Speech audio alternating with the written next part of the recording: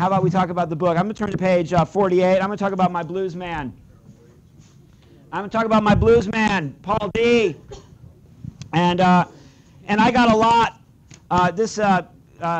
We're going to see him in the movie portrayed. I'm taking a lot from this essay by Professor Eckstein from Germany here. But I've gone and I've dug in the text, and I've tried to figure out the blues moments in the text. And so I'm using this edition. If you have it, you guys, please read along. On page 48,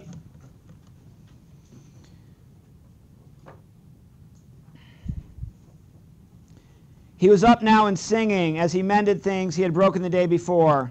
Some old pieces of songs he'd learned on the prison farm or in the war afterward.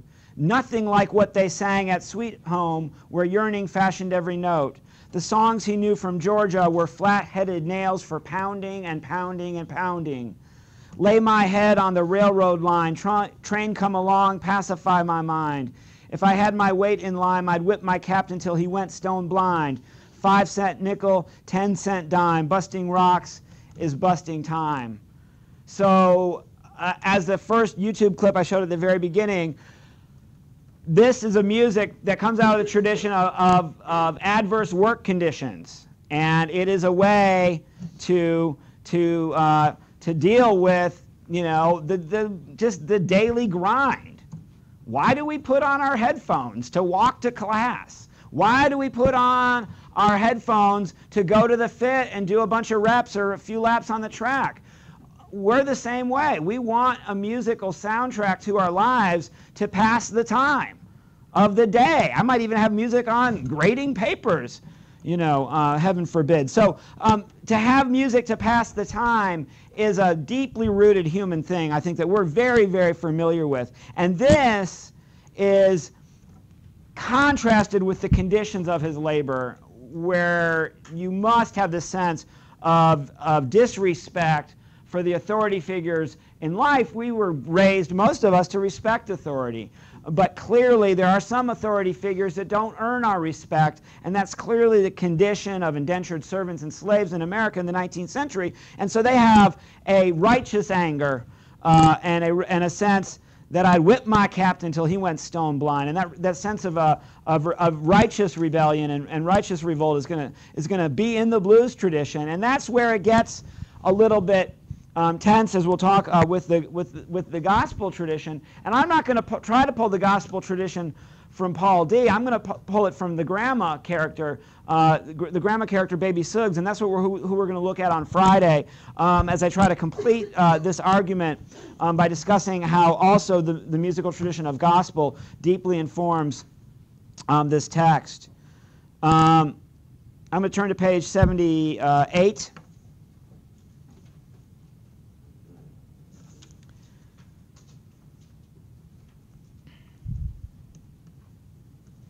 And I'm going to read the middle paragraph. This girl, beloved, homeless and without people, beat all, though he couldn't say exactly why, considering the colored people he had run into during the last 20 years. During, before, and after the war, he had seen Negroes so stunned or hungry or tired or bereft, it was a wonder they recalled or said anything. Who, like him, had hidden in caves and fought owls for food? Who, like him, stole from pigs? Who, like him, slept in trees in the day and walked by night? Who, like him, had buried themselves in slop and jumped in wells to avoid regulators, raiders, patrollers, veterans, hillmen, posses, and merrymakers? Once he met a Negro about 14 years old who lived by himself in the woods and said he couldn't remember living anywhere else. He saw a witless colored woman jailed and hanged for stealing ducks she believed were her own babies. Move, walk, run, hide, steal, and move on. Move, walk, run, hide, steal, and move on. And so both the content of that section and the rhythm and the cadence and the style of that section are blues, all right, or are poetry, or have a musicality or an orality to them. There's a little blip where you get a little bit of blues. I'm not sure if I marked that passage from, here it is, from Beloved, And it's on page 72. And Beloved is asking a question. Your woman, she never fixed up your hair? Setha and Denver looked up at her. After 4 weeks, they had still not got used to the gravelly voice and the song that seemed to lie in it. Just outside music it lay. There's something about the blues that's dirty, that's gravelly, that's nasty. And a lot of people talk about white folk singers like Bob Dylan or Chris Christopherson in this way, that their